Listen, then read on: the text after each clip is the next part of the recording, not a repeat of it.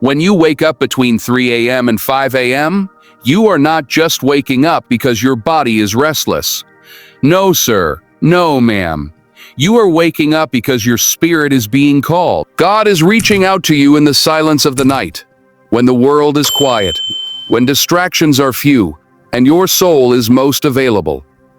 That hour, that moment when you blink and stare at the ceiling, that's not coincidence, that's a divine appointment. You are being invited into the presence of the Creator. You are being tapped on the shoulder by the King of Kings. Recognize it, feel it, understand it. This is spiritual business. This is God's way of saying, I need to talk to you, my child. I have something for you. I have a word for you. I have a blessing for you. Don't ignore it. Don't roll back over and say, I'm tired. You've prayed for opportunities. You've prayed for breakthrough. You've prayed for guidance. And now God is showing up, knocking at your heart's door in the early morning hours. Answer it. Get up. Even if you're tired, even if your bed feels so good, get up. That's sacrifice. That's obedience. And obedience is greater than sacrifice in the eyes of God. When you recognize that wake-up call, don't start your phone. Don't check your emails. Don't turn on the TV. No, start by simply saying, Speak, Lord, for your servant is listening. God responds to a willing heart. God responds to a spirit that says, Yes, Lord, here I am. You might not hear a loud, booming voice. Sometimes it's a whisper. Sometimes it's just peace. Sometimes it's clarity where there was once confusion. But trust me, if you get up and meet him, he will meet you. It is between 3 a.m. and 5 a.m. that your spirit is most open to receive divine instruction. This is where warriors are trained. This is where destinies are shifted. This is where chains are broken in the spirit before they even show up in the physical. Recognize that you are being called to warfare, to worship, and to wisdom. This time is sacred. You are not awake by accident. You are awake because you are being positioned. Positioned to receive. Positioned to overcome. Positioned to move forward in power and in purpose. God speaks to those who are willing to listen when everyone else is sleeping. He reveals mysteries to those who seek him in the quiet hours. He strengthens those who meet him before the sun even rises. Recognize that waking up at this hour is a badge of honor.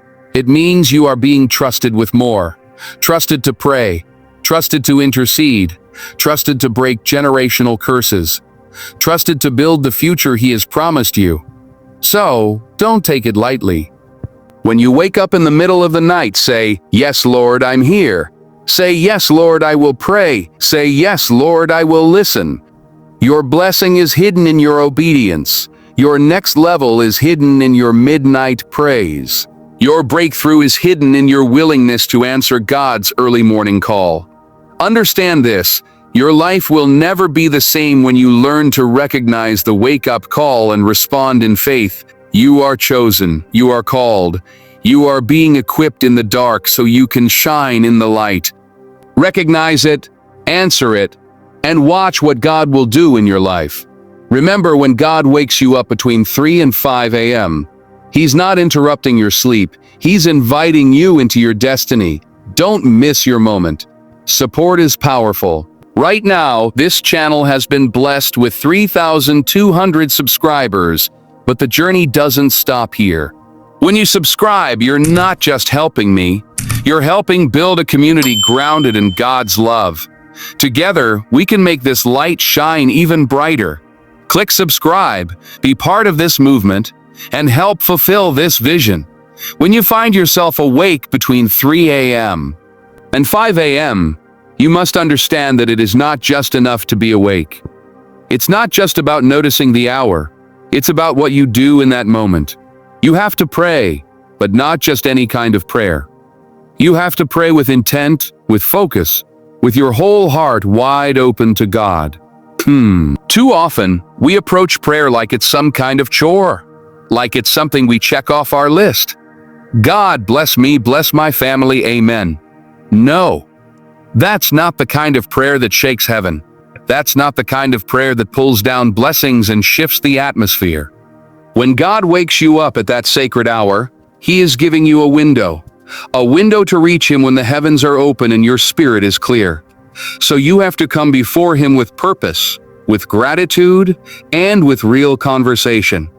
You need to pray like you know who you are talking to. You're talking to the one who breathed life into you. You're talking to the one who knows every hair on your head. You're talking to the one who knows the end from the beginning. So you don't come casually. You come boldly but humbly. You come saying, "Father, I thank you. Thank you for waking me up. Thank you for choosing me for this moment. Thank you for life. Thank you for mercy. Thank you for grace that I don't even deserve." You see, gratitude is the key that unlocks the heart of God. When you start by thanking Him, even before asking for anything, you align yourself with His Spirit. You put yourself in the right posture. You put your heart in the right position. When you pray with intent, you pray with understanding. You're not just tossing words into the sky hoping they stick. No, you're declaring the promises of God back to Him. You're saying, "Lord, you said in your word that you have plans to prosper me, plans to give me hope and a future, and I stand on that." You're saying, "Lord, I might not see the way right now, but you said you would never leave me nor forsake me, and I believe you." You pray His promises back to Him because His word does not return void. His word is alive and active. His word moves mountains. When you pray with intent, you don't pray fearfully. You pray faithfully. You don't pray weak prayers. You pray warrior prayers. Gratitude shifts your spirit even before God answers your prayer. Gratitude fills your heart with peace. It reminds you that even if God doesn't move the way you expect, He's still good. He's still faithful. He's still worthy. Sometimes God is just waiting to see if you'll praise Him before the breakthrough, if you'll thank Him before the healing, if you'll worship Him while the door is still closed. Because real faith praises before it sees. Real faith worships while still waiting. Real faith says, "God, even if you don't do another thing, you've already done enough." Between 3 a.m. and 5 a.m., when the world sleeps and heaven leans in close, pray with intention. Speak life over yourself. Cover your family, pray for your enemies, declare victory over your battles. Ask for wisdom, not just blessings. Seek His face, not just His hand. Don't rush through it. Sit in His presence. Listen for His whisper. Sometimes the most powerful moments in prayer are when you stop talking and just listen. When your heart becomes still and you let Him minister to you in ways words cannot explain. There's power in praying with gratitude. There's breakthrough in praying with intent. And if you will meet God at that hour with a heart full of thanks and a mind full of purpose, He will reveal things to you. He will guide your steps. He will open doors that no man can shut. He will fight battles you don't even know are coming. Because you chose to meet Him when He called, because you chose to pray with real purpose. When you wake up in those holy hours, don't waste the moment. Pray with your whole heart, with faith, with gratitude, and watch God move in ways you never imagined. When you find yourself awake between 3 a.m. and 5 a.m., after you have recognized the call and prayed with intent and gratitude, you must understand something very important. It's not just about speaking to God, it's about listening to Him. We are so used to filling the silence with our own words, with our own needs, with our own dreams, that sometimes we forget that prayer is a two-way conversation. It's not just about you talking to God, it's about giving Him space to talk to you. Sometimes God whispers, sometimes He stirs something deep inside you. Sometimes He shows you visions. But you will only catch it if you quiet yourself enough to listen. Reflect on where you are. Reflect on where He's brought you from. Reflect on what He's calling you to. Reflection isn't about replaying your failures or beating yourself up over what you could have done differently. No, reflection is about recognizing how far His grace has carried you. It's about seeing the hand of God in every twist, every turn, every mountain, and every valley. It's about asking Him, "Lord, what are you showing me right now? What are you trying to teach me in this season?" And then be still, be silent. Because sometimes the loudest answers come in the quietest moments. Listening to God requires patience. It requires faith. It requires tuning out everything else so you can tune into the frequency of heaven. The world teaches you to rush your mornings, rush your conversations, rush your dreams. But God teaches you to wait and listen, wait and trust. Sometimes He doesn't give you the full blueprint because He's teaching you how to walk by faith and not by sight. Sometimes He will only give you the next step because if He showed you the whole journey, you'd try to control it yourself. But when you listen, truly listen, you'll hear direction. You'll hear comfort. You'll hear correction when needed. And most importantly, you'll hear affirmation. You'll hear God say, I see you. I love you. Keep going. This early morning time, this sacred hour is not just a ritual, it's relationship. It's intimacy with your Father. It's sitting quietly at His feet like Mary did, choosing the better portion. It's surrendering your agenda and saying, Lord, not my will but yours be done. When you reflect, you begin to see yourself through His eyes. Not as a failure, not as broken, but as redeemed, restored, and purposed for greatness. When you listen, you start to hear His dreams for you, dreams bigger than anything you could have imagined for yourself. Dreams that scare you because they're so big, but excite you because you know they're from Him. You have to carve out that silence, protect it, guard it, because that still small voice can easily be drowned out by the noise of the world. When you wake up at 3 a.m. and you sit with Him, you are building sensitivity to His Spirit. You are training your ear to recognize His voice above all others. And trust me, when you learn to hear God in the quiet, you will recognize His voice even in the chaos. When life gets loud, when storms come, you will still hear His whisper guiding you, anchoring you, giving you peace that surpasses understanding. So take that time seriously. Reflect on His goodness. Reflect on His promises. Reflect on His faithfulness even when you were faithless. And then listen. Listen not just with your ears, but with your spirit. Because when God speaks, everything changes. One word from God can reroute your destiny. One whisper can break every chain.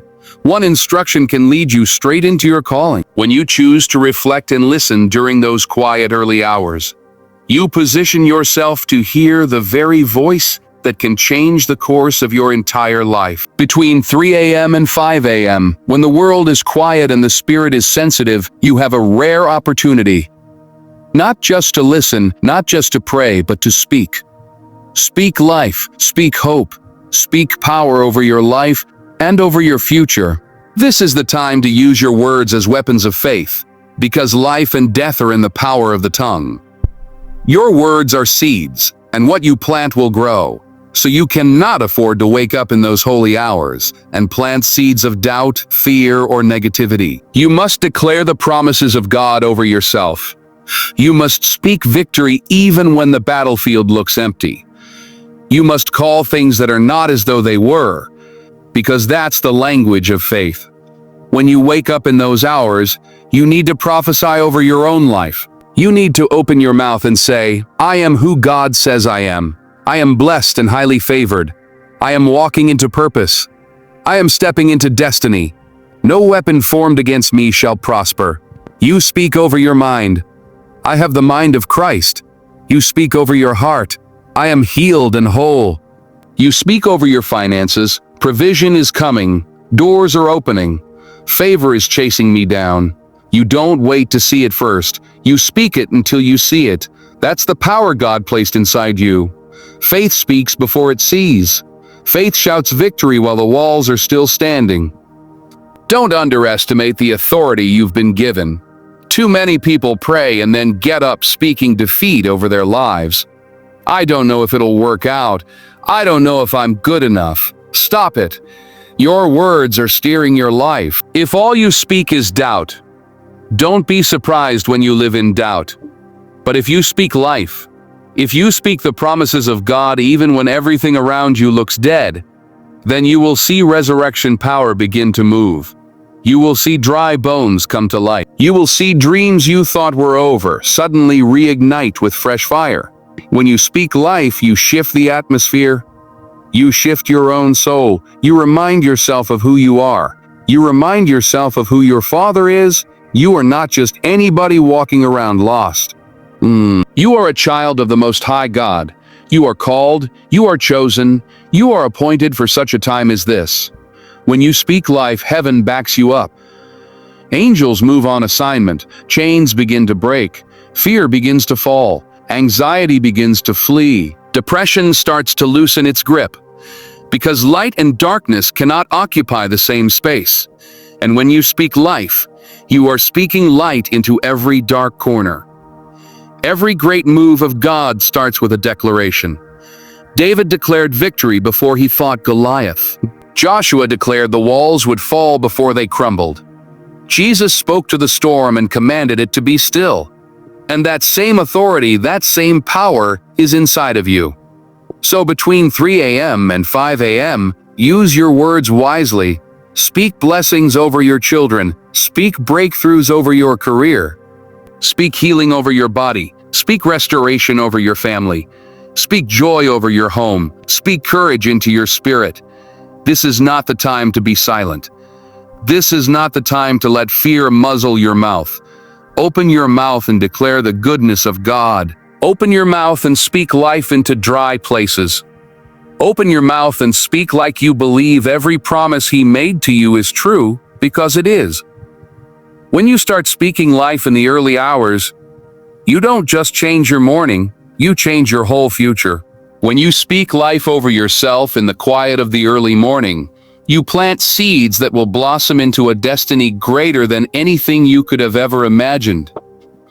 When you wake up between 3 a.m. and 5 a.m., after you have prayed, reflected, listened, and spoken life over yourself, you need to understand something critical. You are being prepared for an assignment.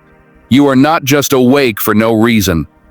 You are not being stirred at that hour just to go back to bed. You are being summoned. There is something God is getting ready to do through you. There is a mission attached to your name, a calling that only you can fulfill. And preparation is not optional, it's necessary. Preparation happens in private before the promotion comes in public. David killed lions and bears in secret before he stood before Goliath. Moses spent years in the wilderness before he ever faced Pharaoh. Even Jesus spent 30 years growing, learning, praying before he started his 3 years of public ministry. If God is waking you up early, it's because He's inviting you into the preparation room. He's saying, get ready, sharpen your sword, strengthen your spirit, build your endurance. The battle is coming, but so is the victory. Preparation requires discipline. It requires sacrifice. It requires sacrifice. You can't just wish your way into your assignment. You have to work for it. That early morning wake-up call is a signal. Time to train your mind, time to build your faith muscles, time to study His Word, time to align your life with His principles. Because when the door opens, you don't want to be found unready. When the opportunity comes, you don't want to be caught unprepared. When the battle breaks out, you don't want to be scrambling, wondering what to do. You want to be standing tall, armor on, spirit ready, declaring, I was built for this. Preparing for the assignment means you have to let go of distractions. You have to lay aside every weight that so easily entangles you. You have to be willing to say no to things that don't fit where God is taking you. It means sacrificing some comfort now for greater glory later. It means studying when others are sleeping, praying when others are partying, fasting when others are feasting. It's hard, yes. It's lonely sometimes. Yes, but preparation seasons are sacred. God molds you in the dark so He can reveal you in the light. Don't despise the preparation process. Don't rush it. Don't try to shortcut it. Preparation is protection. It's in preparation that you gain the strength to carry the blessing without it crushing you. It's in preparation that your character is built strong enough to sustain your calling. It's in preparation that you learn how to fight spiritual battles that will try to stop you. Once you step into your assignment, what God is preparing you for is too important to be approached casually. Souls are attached to your obedience. Lives will be changed because you answered the call. Generations will be impacted because you said yes. Between 3 a.m. and 5 a.m., that is when generals are made. That is when warriors are trained. That is when destiny is shaped. Don't waste that time. Don't roll over and miss your moment. Rise up, get serious, get focused, build the habits, strengthen your faith, write the vision, train like you. Know the battle is coming and the victory is already won, because one day soon the doors will open, the stage will be set, and the assignment will call your name. When you prepare in the quiet hours, you are forging the strength, the faith, and the character that your destiny demands. Waking up between 3 a.m. and 5 a.m. is not random, it's divine. It's a reminder that God's hand is on your life. But even after you pray, even after you listen, even after you speak life and prepare for the assignment, you must master something else. Trust.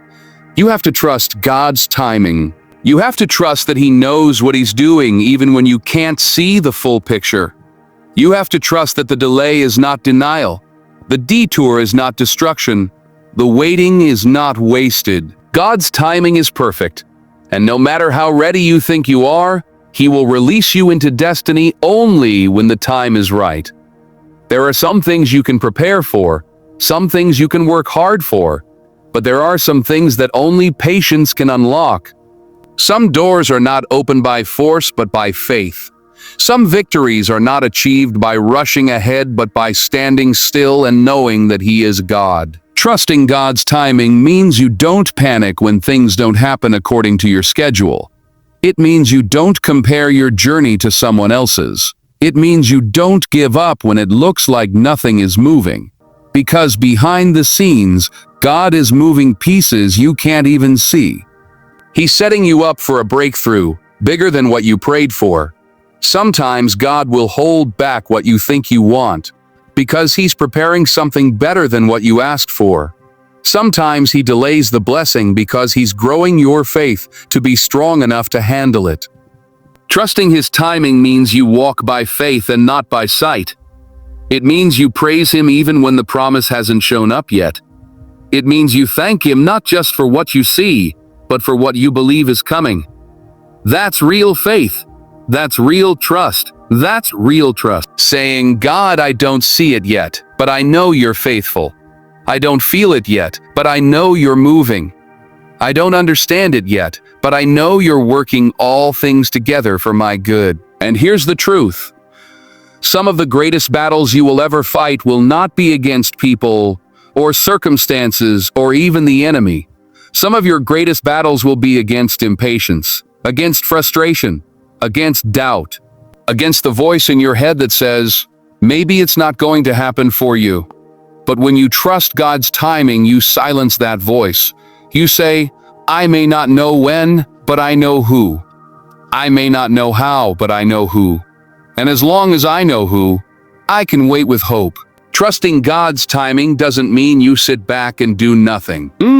It means you stay ready. It means you keep working. It means you keep preparing, keep believing, keep speaking life, keep praying, because when the moment comes, and it will come, you'll be ready to step into it without hesitation. God is not slow in keeping His promises. He's strategic. He's intentional. He's building something in you so that when the blessing shows up, you don't just have it, you can hold it. You can sustain it. You can grow it. Because He doesn't just want to bless you. He wants to bless generations through you. So when you wake up between 3 a.m. and 5 a.m., remember this. Your job is to trust. Trust His hand when you can't see His plan. Trust His heart when you can't trace His steps. Trust that what He started in you, He will finish. Not on your timeline. Not according to your clock, but according to His perfect, unstoppable plan. When you trust God's timing with all your heart, you position yourself to walk into a destiny that is bigger, better, and more beautiful than anything you could ever dream.